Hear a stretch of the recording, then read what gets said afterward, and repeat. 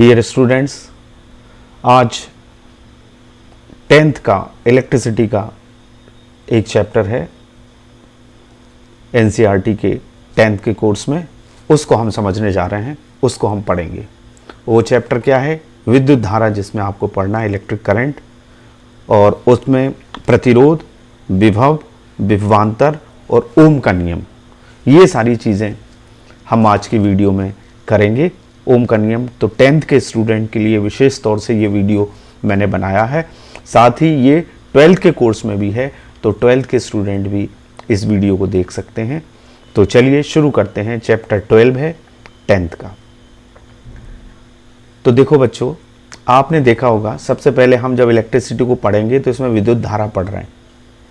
तो आपने पानी का प्रवाह देखा है, पानी ये झरने में ऊपर से नीचे की तरफ गिर रहा है, ये फ्लो ऑफ वाटर कहलाता है, यानी ये जल की धारा है।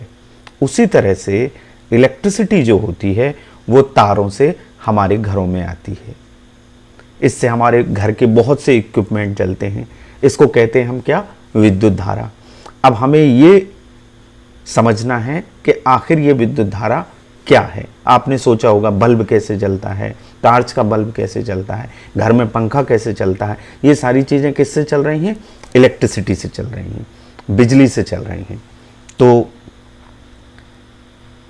ये जैसे बल्ब है, घर में बहुत सारे इक्विपमेंट होते हैं, बल्ब ये इलेक्ट्रिसिटी से चलता है। ये हमारा जो फ्रिज है ये भी इलेक्ट्रिसिटी से चलता है। ये टार्च में जैसे ही हम स्विच दबाते हैं तो ये टार्च जलने लगती है, यानी इसमें एक विद्युत परिपथ है जो काम कर रहा है। इसमें सेल डले हैं, वो सेल से इसको ऊर्जा मिल रही है, वो सेल की रासायनिक ऊर्जा को विद्युत ऊर्जा में बदल रहा है, जिससे हमको रोशनी इससे मिल रही है। इसी विद्युत धारा पे हम आज डिस्कस करेंगे।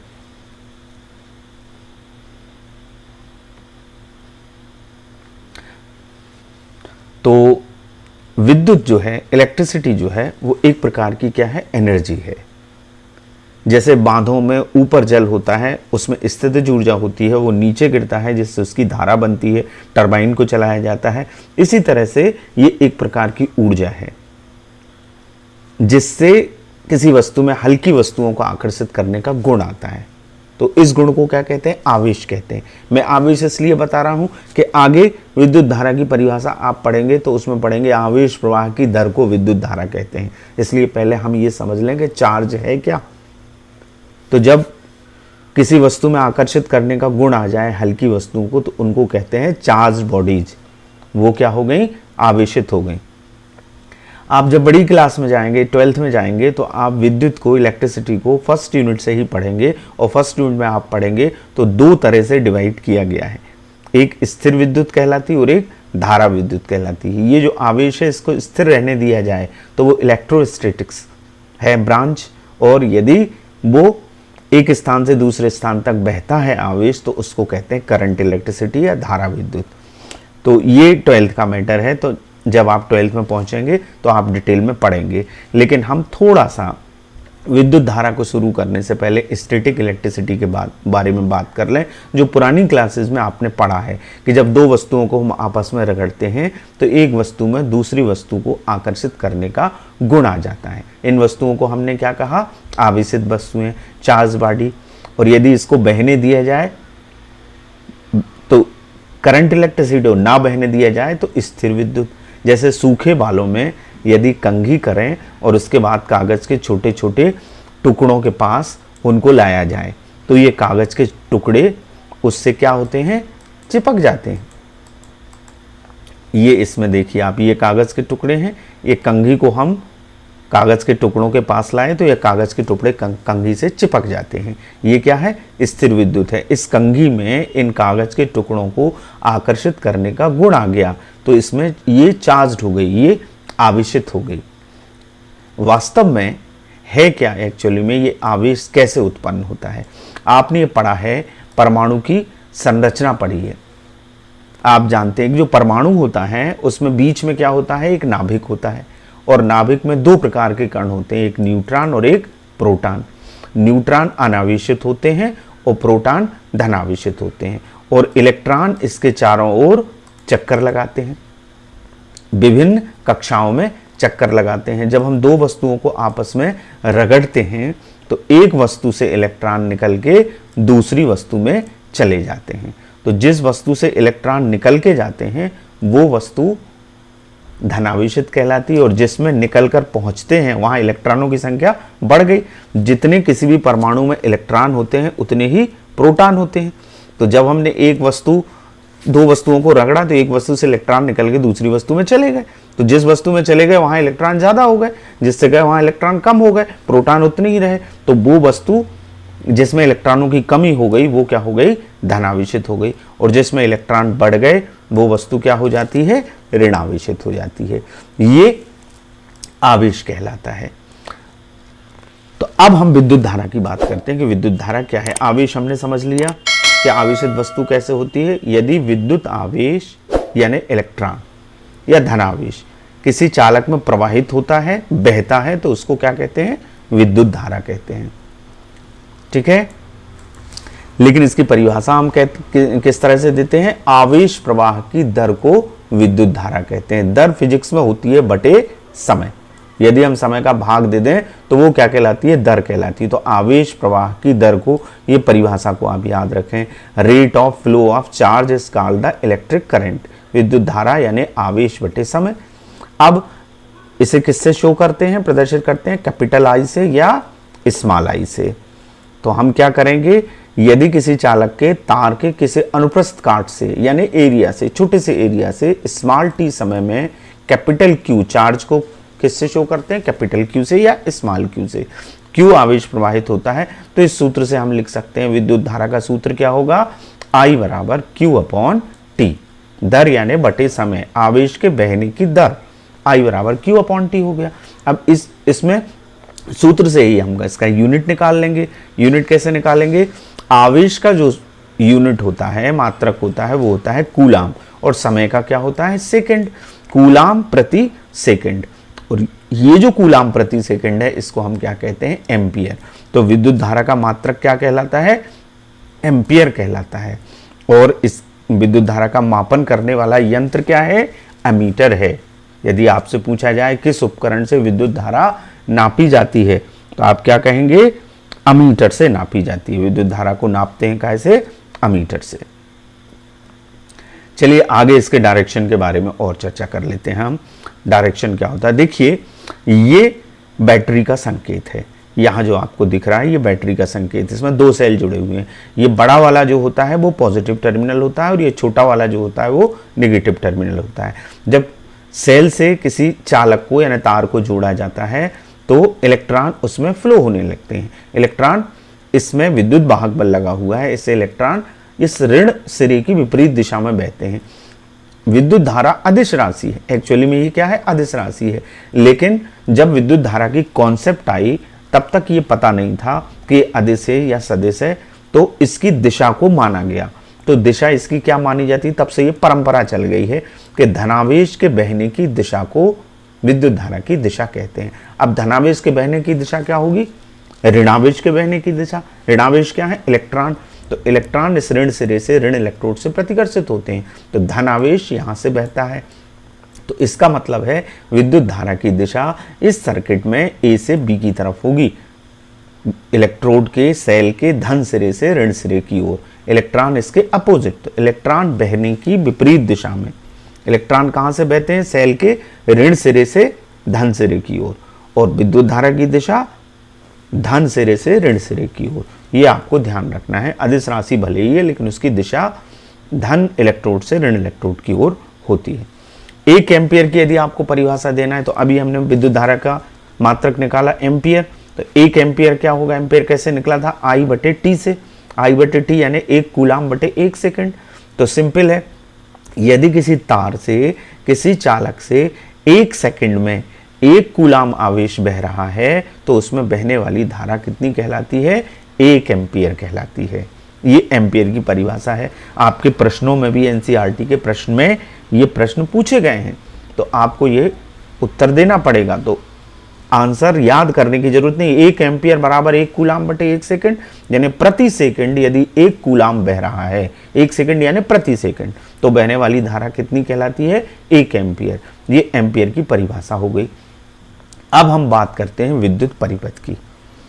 विद्युत परिपथ शब्द इलेक्ट्रिक सर्किट बहुत आता है, तो विद्युत परिपथ उसको कहते हैं। बहुत किसी भी विद्युत परिपथ में, चाहे वो आप कोई भी उपकरण उठा के देख लें, लैब में या घरों में जो चीज़ें हैं, बहुत सारी चीज़ें लगी हुई हैं। विभिन्न उपकरण में धारा जिस रास्ते से बहती है उसको कहते हैं विद्युत परिपथ। उस बंद सर्किट को, बंद पथ को क्या कहते हैं? विद्युत परिपथ। एक सरल विद्युत परिपथ हम देखते हैं यहाँ पर। ये हमारा सरल विद्युत परिपथ है। देखिए इसमें क्या क्या लगा हुआ है मैं आपको बता देता हूँ। ये सर्किट कहलाता है। तो सर्किट की परिभाषा क्या हुई? विद्युत धारा जिस पथ से विभिन्न उपकरणों में बहती है, प्रवाहित होती है, उस बंद पथ को क्या कहते हैं? विद्युत परिपथ कहते हैं। इसमें देखिए ये हमारा सर्किट है, इसमें ये बल्ब लगा हुआ है, ये सेल लगा हुआ है। मैंने जैसे बताया ये बड़ा वाला जो लाइन है वो पॉजिटिव टर्मिनल होता है और छोटा वाला नेगेटिव। ये एमीटर है, एमीटर धारा को नापता है, यहाँ से बहने वाली धारा का मापन करता है। और ये कुंजी के है, कुंजी का मतलब स्विच। इसमें यदि हम एक स्विच रहता है वो लगा देंगे तो ये परिपथ चालू हो जाएगा, और यदि ये डॉट का निशान नहीं होगा तो वो खुला परिपथ है। खुले परिपथ में धारा नहीं बहती और बंद परिपथ में धारा बहती। बंद परिपथ का मतलब हमने इसका स्विच ऑन कर दिया, इस स्विच को क्या कर दिया? ऑन कर दिया, तो इसमें धारा बहने लगेगी सेल से। तो ये सरल विद्युत परिपथ है, एक सिंपल इलेक्ट्रिक सर्किट है जिसमें एक बल्ब है, एक सेल है, एक कुंजी है और एक अमीटर है। यदि बनाने आता है तो इस तरह का आप एग्जाम में बना सकते हैं। चलिए अब एक प्रश्न आपके कोर्स में है कि एक कूलाम आवेश में इलेक्ट्रॉनों की संख्या ज्ञात कीजिए। तो देखिए एक कूलाम, एक इलेक्ट्रॉन पर जो चार्ज होता है, आवेश होता है, वो होता है 1.6 into 10 to the power -19 coulomb. 1.6 गुणित 10 की घात ऋण 19 कूलाम। ये मिनिमम चार्ज है। मैं जैसा कि बता रहा हूँ कि 12th में आपको डिटेल में इस यूनिट को पढ़ना है, तो ये अभी समझ लीजिए कि इतना एक कूलाम 1.6 गुणित 10 की घात ऋण 19, इसको मूल आवेश कहते हैं। कूलाम किसी भी एक इलेक्ट्रॉन पर आवेश की मात्रा होती है। अब किसी भी वस्तु से एक इलेक्ट्रॉन जाता है दूसरी वस्तु में, या 2 जाते हैं या 3 जाते हैं, फ्रैक्शन में नहीं जाते, तो उसका एक सूत्र है जिसको हम क्वांटीकरण कहते हैं। 12th में आप पढ़ेंगे, क्वांटाइजेशन ऑफ चार्ज। तो Q का जो फार्मूला है वो है Q equal to NE। N क्या है? जिसमें नंबर है, संख्या है, और E ये मूल आवेश है। तो N का मान क्या हो सकता है? 1 2 3 एंड सो ऑन, कुछ भी। तो एक कूलाम है, Q की वैल्यू हमको क्या दी है? 1 कूलाम। E का मान हमने पता कर लिया क्या है, क्या होता है? 1.6 into 10 to the power -19 coulomb. और N बराबर हमको निकालना है, तो क्या करेंगे? ये सूत्र हम लगाएंगे। N को यदि निकालना है तो E का पक्षांतर होगा, तो Q अपॉन E हो जाएगा। Q की वैल्यू हमने क्या रख दी? 1, और E की वैल्यू क्या रख दी? ये 1.6 गुणित 10 की घात ऋण 19। अब ये 10 की घात ऋण 19 ऊपर गए तो ये 10 की घात प्लस का 19, ये घात में लगेगा, यहाँ ये +19 हो जाएंगे ऊपर जाके। और ये पॉइंट हमने हटा दिया तो इस 1 के स्थान पर क्या हो गया? 0 हो गया। अब क्या करेंगे हम? इस 16 का भाग 10 में दे देंगे, तो ये आ जाएगा 0.625 इंटू 10 टू द पावर 19। ये पॉइंट को हम दाहिनी तरफ खिसकाते हैं तो एक घात घटती है, तो ये 6.25 इंटू 10 टू द पावर 18। तो इसका मतलब है एक कूलाम आवेश पर इलेक्ट्रॉनों की जो संख्या होती है वो होती है 6.25 इंटू 10 की घात 18 10 टू द पावर 18। ये इस तरह से हमने निकाला है। तो ये ऑब्जेक्टिव में पूछा जाएगा, तो अब याद रखिएगा 10 की घात +18 होती है। और एक इलेक्ट्रॉन पर जो चार्ज होता है वो इतना होता है। ऋण इसलिए लिखा है कि इलेक्ट्रॉन पर जो आवेश होता है वो ऋणात्मक होता है। चलिए हम अब आगे करते हैं। आगे इस चैप्टर में है पोटेंशियल, विद्युत विभव और विभवांतर। इस कॉन्सेप्ट को भी हम समझ लेते हैं कि ये क्या है। तो आपने ये देखा होगा कि जब किसी टैंक से, मान लीजिए ऊंचाई पर टैंक रखा हुआ है या टैंक में पानी भरा हुआ है, उसमें हम एक पाइप को जोड़ दें तो ये पानी नीचे की तरफ आने लगेगा, इससे बहने लगेगा पानी, ठीक है ना। तो इसका मतलब ये है कि ये दाबांतर के कारण फ्लो होता है। यूं मान लें कि यदि 2 कंटेनर में एक कंटेनर खाली है और एक में पानी भरा हुआ है, दोनों को हम एक ट्यूब से जोड़ दें तो एक बर्तन में से पानी दूसरे बर्तन में जाने लगेगा और तब तक जाएगा जब तक दोनों के लेवल बराबर नहीं हो जाते। इसी तरह से इसमें दाब होता है, दाब के कारण ये पानी इसमें से निकलता है। इसका मतलब ये है कि हम ये विचार करें कि सेल में जो धारा बह रही है, सेल में जो विद्युत धारा बह रही है, उसके पीछे कारण क्या है? इलेक्ट्रॉन बह रहे हैं, इलेक्ट्रॉन का फ्लो हो रहा है। इसका मतलब है इलेक्ट्रॉन का जब फ्लो होगा तो एक जगह पर इलेक्ट्रॉन ज्यादा होंगे और एक जगह पर इलेक्ट्रॉन कम होंगे, तभी इलेक्ट्रॉन एक स्थान से दूसरे स्थान पर फ्लो कर सकते हैं। ये काम कौन करता है? ये काम सेल करता है। सेल में रासायनिक क्रिया होती है, उसमें 2 इलेक्ट्रोड होते हैं और यहाँ विद्युत अपघट्य भरा होता है। तो रासायनिक क्रिया के दौरान एक इलेक्ट्रोड पर इलेक्ट्रॉन बढ़ जाते हैं और एक इलेक्ट्रोड पर इलेक्ट्रॉन घट जाते हैं। जब हम किसी चीज़ को इन दोनों इलेक्ट्रोडों के बीच में जोड़ते हैं तो इलेक्ट्रॉन जहाँ ज़्यादा है वहाँ से कम की तरफ बहने लगते हैं। ये देखिए कैथोड से एनोड की तरफ, तो धारा एनोड से कैथोड की तरफ बहती है। ये जो मेंटेन करना है इलेक्ट्रॉनों की संख्या का, यही क्या कहलाता है? विभवांतर कहलाता है। इसको क्या कहते हैं? विभवांतर। तो विभवांतर यदि सेल में होगा तो सेल से धारा बहेगी, मतलब एक जगह पानी ज़्यादा रहे और एक जगह कम रहे तो पानी ऊंचाई से नीचे की तरफ फ्लो होने लगेगा। तो जहां इलेक्ट्रॉन ज़्यादा होंगे वहां से कम की तरफ बहेंगे। यही कॉन्सेप्ट विभवांतर की है। अब विभवांतर को, ये जो सेल है ये काम करता है। विभवांतर यदि लगा है तभी धारा बहेगी। अंतर हो, विभवों में अंतर हो, जैसे पानी के तल में अंतर होगा तो पानी बहेगा, इस तरह से 2 पॉइंट के विभव में अंतर होगा तभी धारा बहेगी। और वो विभवांतर बनाए कौन रखता है? सेल करता है ये काम अपनी रासायनिक क्रिया की। इसका अर्थ यह है कि किसी भी परिपथ में आवेश को, प्रवाह को बनाए रखने के लिए या विद्युत धारा के प्रवाह के लिए उन 2 बिंदुओं के बीच विभवांतर जरूरी है। तो विभवांतर बनाए रखने के लिए कौन उत्तरदायी है? सेल या बैटरी।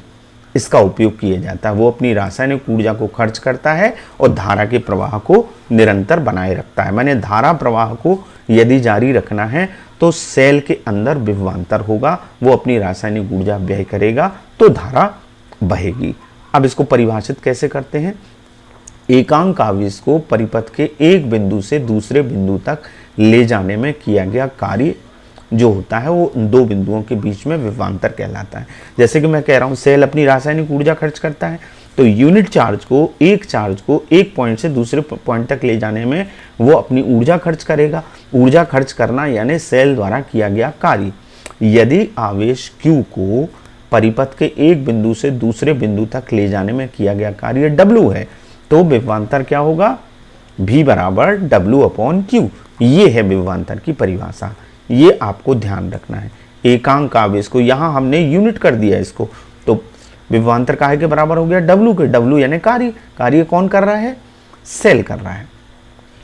तो सेल द्वारा जितना कार्य किया जाता है, एकांक आवेश को परिपथ के एक बिंदु से दूसरे बिंदु तक ले जाने में जितना कार्य होता है उसको कहते हैं उन 2 बिंदुओं के बीच का विभवांतर। और W यदि कार्य है तो V बराबर क्या आएगा? W/Q। इसका यूनिट है वोल्ट। इसको इंग्लिश में पोटेंशियल डिफरेंस या वोल्टेज कहते हैं। वोल्टेज शब्द आपने सुना होगा। तो वोल्टेज जब होता है तभी धारा बहती है। किसी तार के 2 बिंदुओं के बीच में जब हम पोटेंशियल डिफरेंस रखेंगे, जब हम वोल्टेज रखेंगे तभी उसमें धारा बहेगी। इसलिए इसका मात्रक क्या, मात्रक का नाम क्या है? वोल्ट है। 1 वोल्ट का मतलब है W का मात्रक जूल और Q का कूलाम, तो 1 जूल बटे 1 कूलाम। और इसका मापन हम किस उपकरण से करते हैं? वोल्ट मीटर से। धारा का मापन हम करते हैं किससे? एमीटर से। और वोल्टेज का मापन किससे करते हैं? विभवांतर का मापन किससे करते हैं? वोल्ट मीटर से। तो चलिए 2-3 बातें और आप इसमें ध्यान रखें। पहली, विद्युत धारा का मापन किससे? एमीटर से, ये आपको मैंने बता दिया।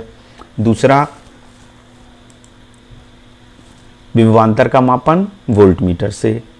अमीटर को सदैव श्रेणी क्रम में जोड़ा जाता है। श्रेणी क्रम माने एक के बाद एक के बाद एक। इसी चैप्टर में आप आगे जब मैं पार्ट 2 इसका लेके आऊँगा तो उसमें प्रतिरोधों का श्रेणी क्रम और समानांतर क्रम संयोजन का व्यंजक यानी सूत्र निकालना आपको समझाऊंगा। हालांकि 12th के एक पार्ट में ये मैं बता चुका हूँ। तो अमीटर ये इस तरह से होता है, एक उपकरण होता है, और ये वोल्ट मीटर होता है। इसको हम लगाते हैं जिससे वोल्टेज और धारा का मापन करते हैं। ये बैटरी होता है। एक उपकरण और समझ लीजिए, आप लैब में प्रैक्टिकल करने जाएंगे, इसको बोलते हैं इंग्लिश में रिहोस्टेट। ये धारा नियंत्रक है। परिपथ में धारा को कम या ज़्यादा करने के लिए इसमें एक नॉब लगी रहती है, इससे इसको खिसकाते हैं तो प्रतिरोध सर्किट का बढ़ जाता है या घट जाता है। प्रतिरोध होती है रुकावट, जैसे पाइप से पानी जा रहा है और उसमें कचरा आ जाए तो पानी का फ्लो क्या हो जाएगा, कम हो जाएगा। तो प्रतिरोध का मतलब होता है रुकावट। यदि हम रुकावट को बढ़ा देंगे तो धारा का मान क्या हो जाएगा, कम हो जाएगा, और यदि हम रुकावट को कम कर देंगे तो धारा का मान क्या हो जाएगा, बढ़ जाएगा। आगे हम इस प्रतिरोध को पढ़ेंगे क्योंकि हम ओम्स लॉ पढ़ने जा रहे हैं, उसमें सबसे इंपॉर्टेंट इस चैप्टर में वही है। तो चलिए हम आगे बढ़ते हैं। ओम का नियम, ये सबसे इंपॉर्टेंट है। ओम का नियम क्या है? V = RI। ये आपने पहले भी सुना होगा, आपके शिक्षकों ने आपको बता दिया होगा। V यानी वोल्टेज, विभवांतर, I यानी धारा, R यानी प्रतिरोध। ये ओम का नियम का स्टेटमेंट क्या है? इस नियम के अनुसार यदि किसी चालक की भौतिक अवस्था जैसे ताप, लंबाई, भौतिक अवस्था का मतलब होता है ताप है या लंबाई है, उसके जितने भौतिक गुण होते हैं, या उसमें किसी प्रकार की विकृति उत्पन्न ना हो, परिवर्तन ना हो, तो उसके सिरों पर लगाया गया विभवांतर उसमें प्रवाहित धारा के अनुक्रमानुपाती होता है। अनुक्रमानुपाती या समानुपाती। भी समानुपाती I ये है, ये कंडीशन लगी हुई है इसमें, चालक की भौतिक अवस्था में परिवर्तन ना हो, किस किस में, ताप में, लंबाई में, या उसमें विकृति उत्पन्न ना हो, तो उसके सिरों पर लगाया गया विभवांतर जो कि हम सेल से लगाते हैं, उसमें प्रवाहित धारा के अनुक्रमानुपाती होता है। इसका मतलब है V समानुपाती I। अब फिजिक्स में एक नियम है, समानुपाती को जब हम बराबर में बदलते हैं तो एक नियतांक का उपयोग करते हैं, यहाँ वो नियतांक होता है R। तो V बराबर क्या हो जाएगा, RI। इससे R निकाल लें तो R बराबर क्या आएगा, V/I। यही ओम का नियम है। या हम इसको ऐसा लिखें, V = RI, या हम लिखें R बराबर V/I। ये दोनों ओम के नियम को प्रदर्शित करते हैं। R यहाँ क्या है, वही जो मैं बात अभी पहले कर रहा था, रेजिस्टेंस, प्रतिरोध। R कांस्टेंट है, नियतांक है, और उसे चालक का क्या कहते हैं, प्रतिरोध कहते हैं। या हम ये कह सकते हैं प्रतिरोध की परिभाषा विभवांतर और धारा के अनुपात से प्रतिरोध निकल जाता है, वो नियत रहता है। हालांकि प्रतिरोध का व्यवहारिक मतलब ये है कि किसी चालक का वह गुण जो धारा के मार्ग में रुकावट उत्पन्न करता है, उसको क्या कहते हैं, प्रतिरोध। बहुत सारे उपकरणों में प्रतिरोध लगे होते हैं, रेजिस्टेंस होते हैं। उसका कारण ये है कि इलेक्ट्रॉनिक सर्किट्स में, इलेक्ट्रिकल सर्किट्स में हमें कई जगह धारा की वैल्यू को कम करने की ज़रूरत पड़ती है, कई जगह हमें धारा बढ़ानी पड़ती है, तो हमें रेजिस्टेंस लगाने पड़ते हैं। रेजिस्टेंस लगाने से अवरोध उत्पन्न होता है और धारा का मान कम हो जाता है, बैलेंस हो जाता है। तो धारा के मार्ग में रुकावट डालने वाले फैक्टर को क्या कहते हैं, रेजिस्टेंस कहते हैं। तो ये आप याद रखेंगे। अब रेजिस्टेंस को आगे हम करते हैं, R बराबर V/I, ये तो हमने देख ही लिया। अब आगे हम स्पेसिफिक रेजिस्टेंस की बात करेंगे। SI मात्रक प्रतिरोध का क्या होगा ओम के नियम से, ओम, और ये जो ओमेगा ग्रीक लैंग्वेज का संकेत है, इससे इसको प्रदर्शित किया जाता है। R बराबर V/I होता है, इसलिए 1 ओम जो उसका मात्रक है, SI मात्रक क्या होगा, 1 वोल्ट/1 एम्पियर। यानी यदि किसी चालक के सिरों पर 1 वोल्ट का विभवांतर वोल्टेज हम लगा रहे हैं तो उसमें 1 एम्पियर की धारा बह रही, तो उसका रेजिस्टेंस 1 ओम होता है। ये ओम की डेफिनेशन हो गई, यूनिट की डेफिनेशन हो गई कि यदि किसी चालक के सिरों पर 1 वोल्ट का वोल्टेज लगाया जाता है, विभवांतर लगाया जाता है, और उसमें 1 एम्पियर की धारा बहती है, तो उसका प्रतिरोध क्या कहलाता है, 1 ओम कहलाता है। तो नेक्स्ट हम ये इस तरह का रेजिस्टेंस होता है जो इलेक्ट्रॉनिक सर्किट में लगे रहते हैं। इसमें कुछ रिंग बने होते हैं, आगे जब आप 12th में पहुंचेंगे तो आप इसको डिटेल में समझेंगे। अब हम कुछ प्रतीक चिन्ह की बात यहाँ कर रहे हैं कि जो इलेक्ट्रिकल सर्किट में यूज होते हैं। कौन कौन से हैं वो, जैसे विद्युत सेल है। सेल को आप जब सर्किट में लगाएंगे तो एक ये बड़ी वाली लाइन बनाएंगे, एक छोटी वाली। बड़ा वाला प्लस होता है और छोटा वाला माइनस होता है। बैटरी या बहुत सारे सेल लगे हुए हैं, उनका संयोजन बना हुआ है, तो 1 2 3 ये 3 सेल हमने लगा दिए। ये पूरा कॉम्बिनेशन क्या कहलाता है? बैटरी कहलाता है। ये बैटरी का संकेत है। प्लग की जो हमारे अभी सिंपल सर्किट में लगी थी, ये स्विच कहलाता है। इसमें यदि बीच में पॉइंट नहीं है तो ये खुला हुआ स्विच है, माने धारा नहीं बह रही है। और यदि इसमें पॉइंट लगा हुआ है बीच में तो इसका मतलब है ये बंद है, ये इसमें करंट फ्लो हो रहा है। तारों की संधि यानी जंक्शन वो इस तरह से शो किया जाता है। और बिना संधि के यदि तार की क्रॉसिंग है तो उसका संकेत ये है। बल्ब का संकेत ये है, इस तरह से हम बना देते हैं बल्ब को ऐसे करके। खास इंपॉर्टेंट रेजिस्टेंस है, रेजिस्टेंस को हम इस तरह से लगाते हैं, ऐसे ऐसे बना देते हैं। ये रेजिस्टेंस का या प्रतिरोध का संकेत है। परिवर्ती प्रतिरोध और धारा नियंत्रक जो रियोस्टेट लगता है, जो हमने आपको बताया, वो इस तरह से लगता है। रेजिस्टेंस का संकेत बना के उसमें तीर का निशान लगा देते हैं या यूं तीर का निशान लगा देते हैं। और एमीटर में ए लिखा जाता है, यहाँ प्लस और यहाँ माइनस। वोल्ट मीटर में वी लिखा जाता है, यहाँ प्लस और यहाँ माइनस। अब हम बात करते हैं विशिष्ट प्रतिरोध की, स्पेसिफिक रेजिस्टेंस की। ये रेजिस्टेंस ही निकलेगा। आपकी बुक में एक क्रियाकलाप है 229 पेज पे, वो 12.3 है।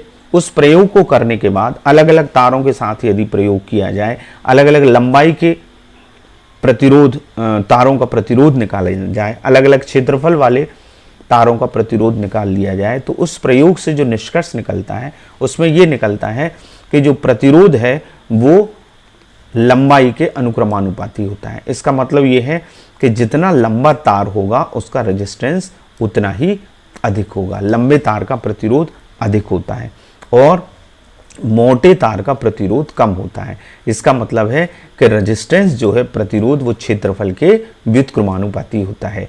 एरिया यदि ज़्यादा है तो रेजिस्टेंस क्या होगा? कम होगा। तो मोटे तार का प्रतिरोध कम होता है और पतले तार का प्रतिरोध अधिक होता है। ये 2 पॉइंट हमको उससे मिले, R समानुपाती L और R व्युत्क्रमानुपाती A। इन दोनों को यदि हम कंबाइन कर दें तो हमारे पास एक समीकरण आ जाएगा। R समानुपाती L है तो L ऊपर आएगा और A व्युत्क्रमानुपाती है तो A नीचे आएगा। अब समानुपाती को हम फिर हटाएंगे तो यहाँ एक कांस्टेंट लगाएंगे। ये जो कांस्टेंट लगता है इसको हम कहते हैं रो। ये ग्रीक लैंग्वेज का वर्ड है रो, और रो कहलाता है चालक की प्रतिरोधकता या विशिष्ट प्रतिरोध। इससे यदि हम इस समीकरण से रो निकालें तो रो क्या आएगा? RA upon L। ये तिर्यक गुणा होगा R और A का और L नीचे आ जाएगा। इसका मतलब ये हुआ कि ये रो का समीकरण है और रो एकांक क्षेत्रफल और एकांक लंबाई के तार का प्रतिरोध ही विशिष्ट प्रतिरोध कहलाता है। यदि A को 1 कर दें और L को 1 कर दें तो रो बराबर क्या आ जाएगा? R आ जाएगा। रो बराबर क्या आ जाएगा? R, यदि A की वैल्यू 1 है और L की वैल्यू भी 1 है। A माने क्या होता है? एरिया, और L माने होता है लेंथ। ये तो एकांक क्षेत्रफल और एकांक लंबाई के तार के प्रतिरोध को ही हम क्या कहते हैं? विशिष्ट प्रतिरोध। इसका यदि हमें यूनिट निकालना है तो यूनिट कैसे निकलेगा? रेजिस्टेंस का यूनिट क्या है? ओम। एरिया का क्या होता है? Metre square. और लेंथ का क्या होता है? मीटर। तो अपॉन मीटर आ गया। 1 मीटर से 1 मीटर कैंसिल हो जाएगा तो ओम इंटू मीटर, ये इसका यूनिट होता है, ओम गुणित मीटर। तो स्पेसिफिक रेजिस्टेंस या प्रतिरोधकता का मात्रक क्या है? ओम गुणित मीटर है। सूत्र क्या है? RA upon L। R यानी रेजिस्टेंस, A यानी एरिया, L यानी लेंथ। ये हमारा यूनिट है। अब हम कुछ न्यूमेरिकल पे बात करें। इसके एक सवाल आपके कोर्स में, आपकी बुक में भी है और इससे संबंधित सवाल एग्जाम में पूछे जाते हैं। तो बड़ा सिंपल सा एक सवाल है, किसी विद्युत बल्ब के तंतु में 0.5 एम्पियर विद्युत धारा 10 मिनट तक बह रही है, तो विद्युत परिपथ में प्रवाहित विद्युत आवेश का परिमाण ज्ञात कीजिए। तो आपको सूत्र पता है, अपन ने शुरुआत की I बराबर Q अपॉन T। इसमें जो जो दिया है वो लिख लेते हैं। I की वैल्यू क्या दी है? 0.5 एम्पियर। टाइम क्या दिया है? 10 मिनट। हमें इसको सेकंड में बदलना पड़ेगा, तो 1 मिनट में 60 सेकंड होते हैं, तो हमने 10 में 60 का इंटू कर दिया तो क्या हो गया? 600 सेकंड। अब हमारा सूत्र क्या है? I बराबर Q अपॉन T। हमें निकालना क्या है? Q, तो Q बराबर क्या हो जाएगा IT। तो ये गुणा कर देंगे तो I की वैल्यू रख देंगे 0.5, T की वैल्यू रख देंगे 600 सेकेंड, तो हमारा आ गया 0.5 इंटू 600, तो ये हो जाएगा 300, 6×5 = 300 कूलाम। ये हमारा आंसर आ गया, यानी इस धारा के सूत्र को हमने इसमें इस्तेमाल किया। दूसरा क्वेश्चन देखते हैं। 6 वोल्ट की बैटरी से गुजरने वाले हर एक कूलाम आवेश को कितनी ऊर्जा दी जाती है, एनर्जी यानी W। तो आपने विभव का या विभवांतर का सूत्र पढ़ा अभी, V बराबर W/Q, तो W/Q से हम इसको करेंगे। हमें विभवांतर कितना दिया है 6 वोल्ट दिया है, और आवेश कितना दिया है 1 कूलाम दिया है। हमारा सूत्र V का क्या है W/Q। हमें क्या निकालना है W, ऊर्जा या किया गया कार्य, तो W = क्या होगा VQ। तो V की वैल्यू हमने रखी 6, Q की वैल्यू रखी 1, तो आंसर क्या आएगा 6 जूल। तो W बराबर क्या होगा 6 जूल। इस तरह से इसका आंसर आ गया। अब एक और सवाल हम करते हैं। किसी पदार्थ के L लंबाई और A मोटाई के तार का प्रतिरोध 4 ओम है, और इसी पदार्थ के अन्य तार का प्रतिरोध क्या होगा जिसकी लंबाई हमने आधी कर दी L/2 और मोटाई क्या कर दी 2A कर दी। अब पहली स्थिति में R1 हमको क्या दिया है 4 ओम, एक तार है जिसकी लंबाई L है और मोटाई यानी क्षेत्रफल क्या है कैपिटल A। अब हमने अभी सूत्र पढ़ा R बराबर ρL/A, विशिष्ट प्रतिरोध का जब हम सूत्र निकाल रहे थे तो ये पढ़ा, तो R1 क्या होगा ρL/A और इसकी वैल्यू क्या आएगी 4 ओम। अब जब हमने तार की लंबाई को आधा कर दिया तो L की जगह क्या लिखा जाएगा L/2, A की जगह क्या लिखा जाएगा एरिया क्या हो गया डबल हो गया 2A, तो ये L/2 नीचे आएगा, तो 1/2 दूनी 4, 1/4 ρL/A। ρL/A क्या है R1 है, ρL/A की वैल्यू क्या है R1 है, तो R1 की वैल्यू क्या है 4, तो 4 रख देंगे हम, 1/4 गुणित 4, 1/4 इंटू 4, 4 से 4 कैंसिल हो जाएगा, 1 ओम आ जाएगा। इसका मतलब है यदि किसी तार की लंबाई आधी कर दी जाए और मोटाई दुगनी कर दी जाए, कुल मिलाकर ये प्रश्न ऐसा है कि यदि किसी तार को दोहरा करके मोड़ दिया जाए, डबल कर दिया जाए, जब हम तार को दोहरा कर देंगे तो लंबाई क्या हो जाएगी आधी हो जाएगी और मोटाई इसकी क्या हो जाएगी डबल हो जाएगी, एरिया क्या हो जाएगा डबल हो जाएगा। तो इसका मतलब है कि इस स्थिति में प्रतिरोध 1/4 हो जाता है, 1/4 हो जाता है। स्ट्रेच करते हैं तो 4 गुना होता है और डबल करके मोड़ देते हैं तो 1/4 हो जाता है। एक और लास्ट क्वेश्चन हम करते हैं।